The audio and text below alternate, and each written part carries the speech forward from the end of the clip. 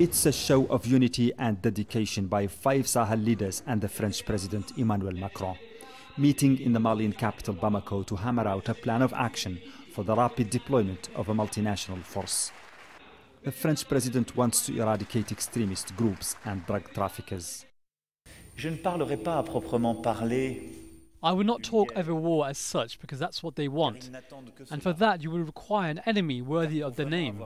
But every day we face terrorists, thugs, murderers, whose names and faces we must forget, but whom we must steadfastly and with determination eradicate altogether. The UN has almost 15,000 peacekeepers and police in Mali. France has up to 4,000 troops here in a mission called Operation Barkhane. Now it wants African armies to share the burden. The Sahel leaders know they face the same challenges and that those challenges are enormous. L'influence de Daesh en Libye.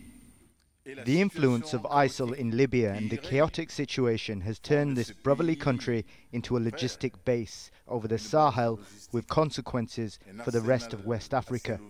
Our countries are now theatres in which to hide weapons of all kinds, a haven for foreign fighters, terrorists running away from Syria, as well as fighters travelling through our region trying to get to Europe.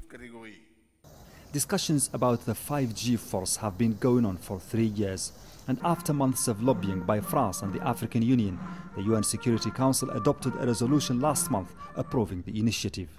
But it fell short of offering funds or material support. The EU is promising close to $60 million. On top of that, France has pledged huge quantities of military gear and nearly $230 million over the next 5 years. C'est un renforcement de notre coopération structurelle. It's a reinforcement of our structural cooperation. From now on, the Sahel represents 50% of our security and defence cooperation budget in the world, because here is where the security of the continent of Africa is being contested, and more generally the security of a good part of our planet, Europe included. But the 5G nations say they need $600 million to make it work. The UN says a donor conference is needed to fill the gap. Big ideas and high hopes have marked the summit. And if words are to be followed by actions, the Sahel nations may see positive results.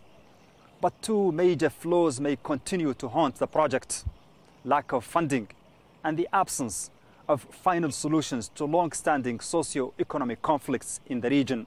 Mohamed Vall, Al Jazeera, Bamako.